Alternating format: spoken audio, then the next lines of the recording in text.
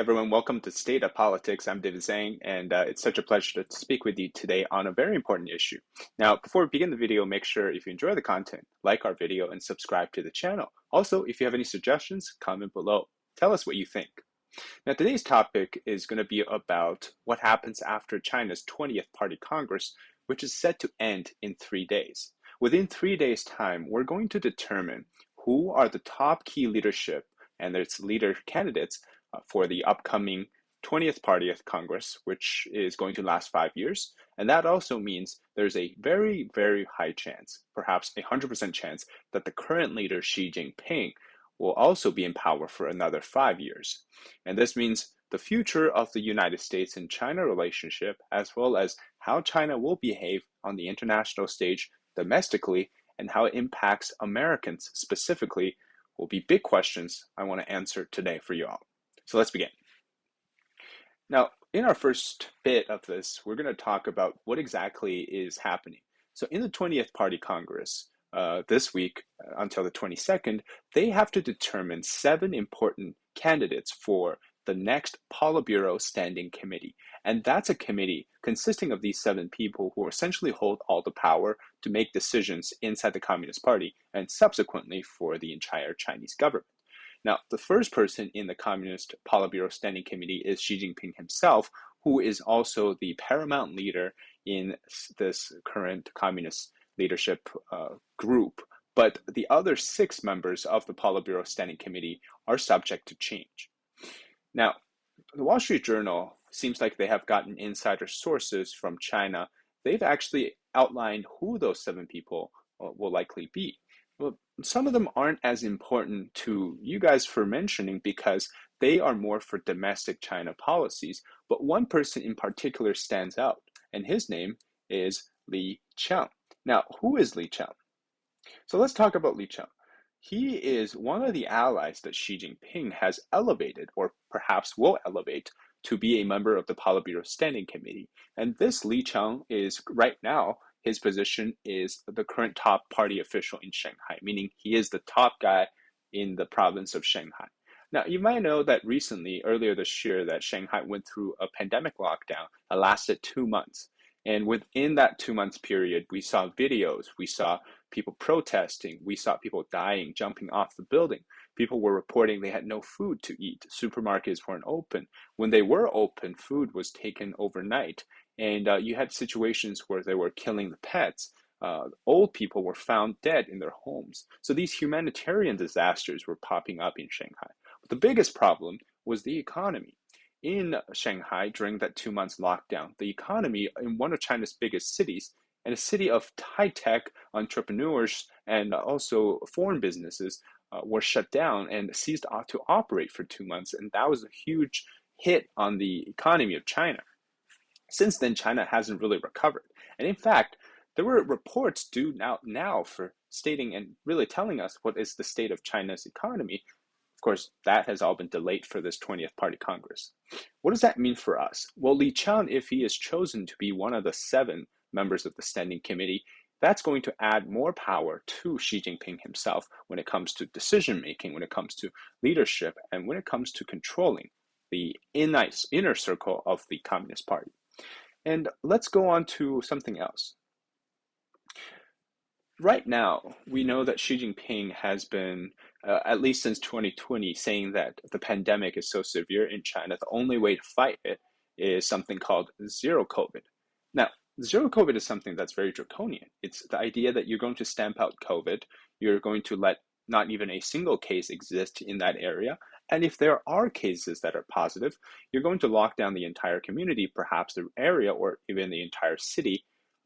As little as 1 or 2 cases found in a building, that entire building has to go into lockdown.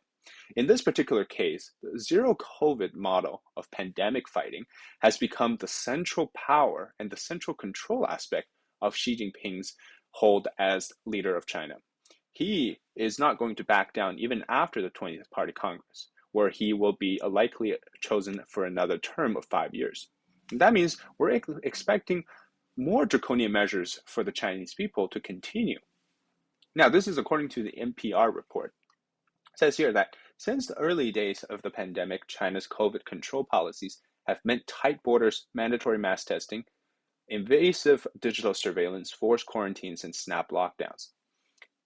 Xi told the 20th Party Congress that China's approach put people and lives above all else. And that's what he says. He offered no signal that China's tough COVID rules would end any time soon. And that's the first signal.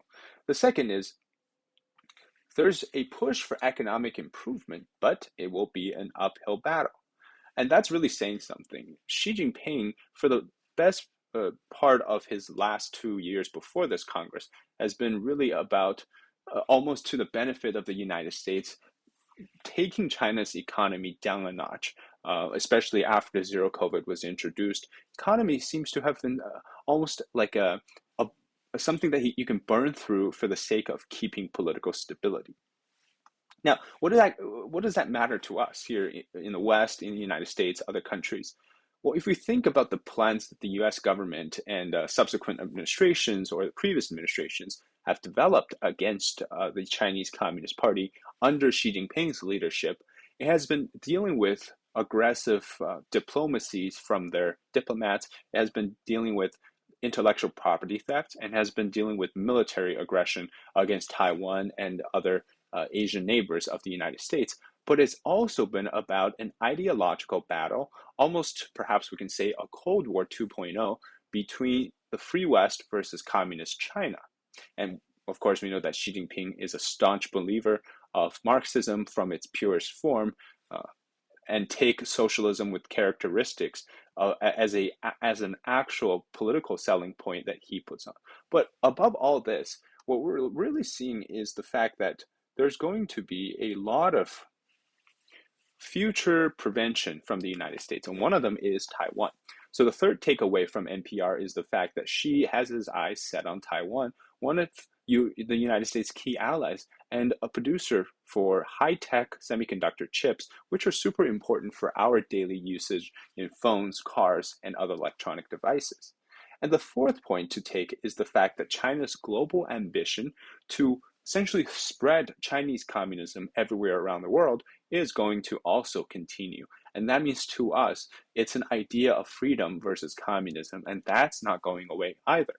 For the people here, what we've seen so far in the last few years, especially from Trump now to Biden, is that there is a clear competition from both countries. One side seeks to dominate and essentially to replace the existing world order with Russia and with Iran and North Korea to create something that is authoritarian-centric and not freedom-centric, whereas the US and allies have been trying to defend against this particular idea of trying to overthrow the existing world order, which is something that's been around since the end of World War II. Now, let's talk about what exactly is Xi Jinping's plan and what has he said? Well, so in the 20th Party Congress, Xi Jinping gave a 2-hour-long speech outlining his success, his quote-unquote success, and what the future of China holds. One of them was the fact that the US needs to prepare for the eventual invasion of Taiwan, as we said. And one of the other things that Xi Jinping said is the fact that they will focus on technology. Technology for China is coming from either the West through technology transfer, or they're stealing it from the West. Now, there's also a huge discrepancy between the last time he spoke in such a long speech to now this newest one. So in his 2012 speech, and that was before he came into power as the top leader, he gave a speech of the similar fashion, lasted a very long time, and he focused a lot on different words. So we're going to dissect the words a little bit. Now here is a list of the words that he said, and that's going to give us the indication as to where Xi Jinping takes China, communist China to, and what we need to do to prepare for it. So first, so this is the 18th Party Congress versus the 20th Party Congress. So that would be 10 years ago, 2012 versus 2022. First, the gray part here we see is the 18th Party Congress. The word economy was mentioned 102 times. Now it's only mentioned 22 times. So that's 80 times less than it did 10 years ago. The second is the word reform. Reform was mentioned 81 times. Here, in this newest speech, 16 times. Again, a huge drastic drop. And then create. This was mentioned 54 times in the last speech, now only 22 times. Opening up, opening, 38 times last time, now 14. Again, a huge drop. Peace, 36 times last speech, now only 9 times. Now, here's the part where it gets interesting. Safety and security. So they're one word, but two different ways to translate it. Mentioned 36 times before, now 50 times. And market, 24 times down to 3 times. Struggle up from 5 to 17. Ideology, 1 last time, now mentioned 8 times. 8 times. So why? Why is this happening? The shift of the wordings. Now, you might if you listen to President Biden speak or say another president speak, you might think that he's just speaking some politicians, talking points, and so on. But when we listen carefully to the leadership in the Communist Party, we have to be careful as to what words they're using and what words they're not using. So the words that are dropped to essentially single digits in some case, or very low double digits, like words like economy, reform, create, opening. There's a reason for that. Since Xi Jinping came into power, many have believed that he is returning the Communist Party of China back to a path that's more authentic and perhaps more original or orthodox to the Communist Party teachings of Marxism, of socialism, of Leninism, these type of red state Communist Party formats that we've seen from the Cold War, the Second World War, and even after the First World War, where there's bloodshed, there's killing, there's murder, there's a lot of political struggle campaigns in Russia, in China, and other communist countries. There's a chance that China goes back to that. And that means the economy is going to take second in priorities to things like struggle and political campaigns. In other words, China went through a period of reform and opening up under former leader Deng Xiaoping, and that was when China had the investments from foreign nations come in and essentially went with a more capitalistic development route, kind of abandoning the Marxist and communist state-controlled economy and that sort. But that period also served as a lesson for the communist leaders. We saw in 1989 student protesters in Tiananmen Square wanting change, wanting social reforms, wanting democracy. And that's what the party now sees as the danger, the real danger to the party. That's instability. These are factors that's going to take down the Communist Party of China. In 1990, we saw the beginning of the end of the Soviet Union, which after the Berlin Wall collapsed, we saw the end of the disintegration of the Soviet Union, and subsequently former Soviet states that were part of Russia are now forming democracies. Russia itself went through somewhat of a democratization, and that really put the end to Communist Party of China's version of how strong is communism and or how fragile is communism. So words like safety and security and words like struggle, we see a rise in that, and that just means the Communist Party of China is ready to go internal and go struggle against any enemies that are going to try to subvert the Communist Party. Safety becomes the top priority because that's to what the Communist Party, the Red regime, the most important thing at the end of the day. All right, I blabbed on about many things. What does that actually indicate for us? Well, if we consider the fact that in 2012, so that was the beginning of Xi Jinping, he mentioned struggle only 5 times, but now he has mentioned struggle 17 times. That just tells us that what Xi Jinping is trying to do is focus more on political campaigns and focus on struggling against the West, in particular the United States. It's going to be a way for Xi Jinping going forward where he's going to be even stronger when it comes to dealing with the United States, meaning that he will always be at a battle with the United States, whether that's the economy, technology, or military. And he's going to struggle against anybody internally who doesn't agree with them. And that also means Xi Jinping putting allies, for example, the Shanghai top official, Li Qiang, into the party the party political bureau standing committee is going to reinforce this idea. So why exactly does the Communist Party want struggle so much? The interesting thing here is the fact that struggle and safety inside the Chinese Communist Party, struggling is a way to ensure safety and security and stability. And to have stability, you have to struggle. The more struggle you have, the more instability, but then you need more stability, but the only way to get stability is to struggle. So that's the interesting part. And that means to us in the West, the struggle against the West will continue and it's only going to get worse. And also, let's take a look at the recent example, right? In the UK, in Manchester, the Chinese Consulate actually beat up a Hong Kong protester named Bob Chang, and they dragged him inside the gate of the consulate.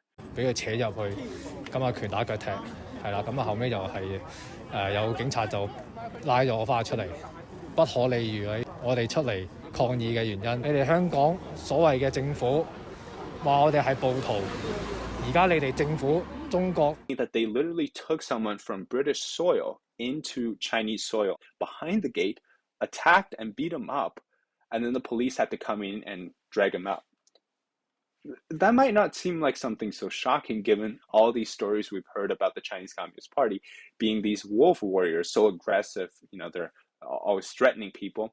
But the fact that news story broke out of the Consulate General in this consulate was also involved himself, the fact that Chinese diplomats are now beating people up, that's something scary. I don't attack anybody. I'm the peacefully. That's not true, though, is it, Consul General? You pulled the man's hair. Yeah, the man is because he's abused my country, my leader. I think it's my duty. To pull his hair? Yeah, I think any diplomats, if faced to such kind of the behavior. And if we go to the second photo, this is while he was being attacked here, and then you see all these people, they likely work for the consulate. So that was very shocking. And then the fact that we have this going on with the Chinese diplomats doing this, it just shows that anybody that still holds a wishful thinking that China and the US will go back into somewhat of a peaceful coexistence are probably very wrong, because China has already shown that under Xi Jinping, things are only going to get worse. Now, this is from a scholar who analyzed the speech of Xi Jinping, and the focus here in English is this. She said, quote, "National security is the bedrock of national rejuvenation, and social stability is a prerequisite for building a strong and prosperous China." So that was something that was very central to Xi Jinping himself, meaning that social stability and a national rejuvenation, both ideas are built upon his so-called struggle and security. They're the prerequisite for China to being strong. In other words, if he can't struggle, he can't make China strong. Another one of these is the fact that inside this speech, Xi's biggest political change to the ideological superstructure is a greater focus on security along with the development. So like we talked about, let me pull up that graph again. In this graph, we see that towards the end here, ideology mentioned one time 10 years ago, but now 8 times here. Ideology is really important to the Communist Party. It's the central core idea, what drives behind the party's existence, right? Like freedom here, the ideas of ideology for the Communist Party, communism itself is very true. And it is something that Xi Jinping holds very dear, and he thinks that only authentic communism, Marxism, can lead China to its future. So that's what he thinks. Now, if we continue looking at here, he also says, so this is again Xi Jinping quote referring to grave, intricate international developments and a series of immense risks and challenges. This scholar thinks is more pessimistic than 2017, which was the 19th Congress. 19th Congress. What does he mean by the grave, intricate international developments? Well, he's likely referring to U.S.-China relationship, U.S.-Europe relationship, which, by the way, just got sour because of the United Kingdom, seeing that the consulate people from China are attacking either that's a British citizen or somebody from Hong Kong. Either way, they're literally crossing sovereign territorial of Britain to attack somebody and trying to drag them into the consulate, which is supposed to be a piece of land that belongs to China.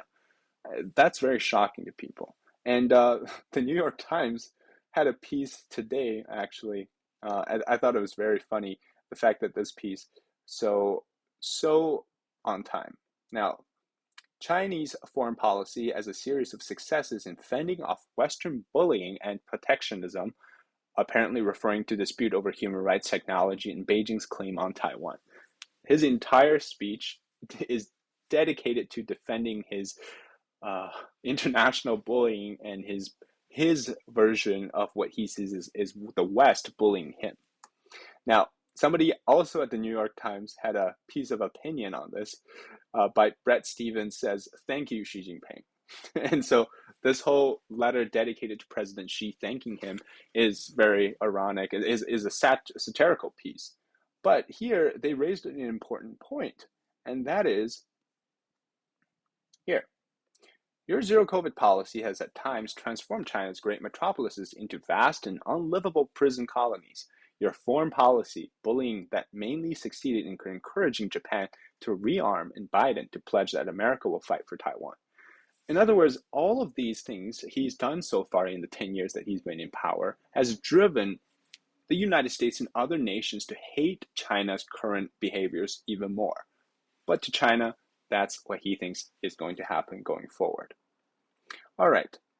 Now, in 2021, in April, he had listed 16 security aspects in speeches he had given in China. And this is why I think fundamentally is what Xi Jinping is afraid of.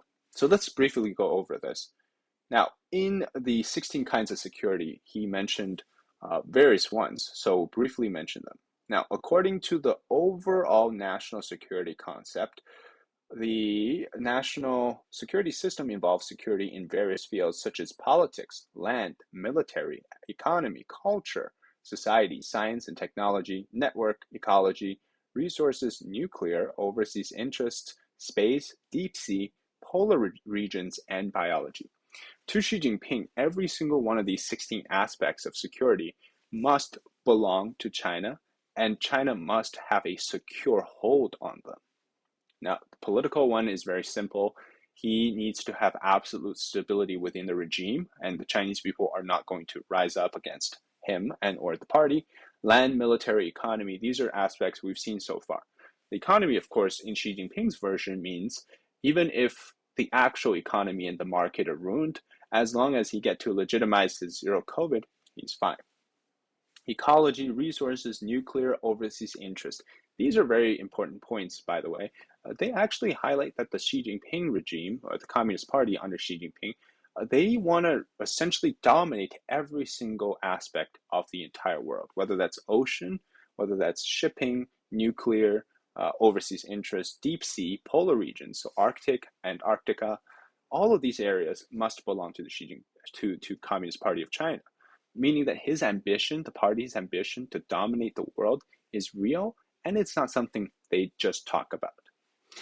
So to conclude all of this, what we've said, the future for us is both bright but also bleak. It's bleak because we see 1.4 billion people in China suffering under the existing zero COVID pressure and pandemic management system that is clearly not working, but the hidden meaning behind it is political. It's bright for us because we know that Xi Jinping will continue to do what he has been doing, continue zero COVID, ruin China's economy for the sake of political stability, struggle against everybody, including the United States and Japan and other nations, and finally, to ruin their international reputation even more, actively forcing other nations to decouple with China for now. And so where this all leads, well, that's for you guys to decide. Are we in a better position to defend against the Communist Party's threat, or are we not? And thank you so much for watching today's video, State of Politics. We're covering the 20th National Congress, where the future holds for the United States and China. If you enjoy the content, make sure to like, subscribe, and comment below what you would like to see next. This is State of Politics. I'm David Zhang. See you next time.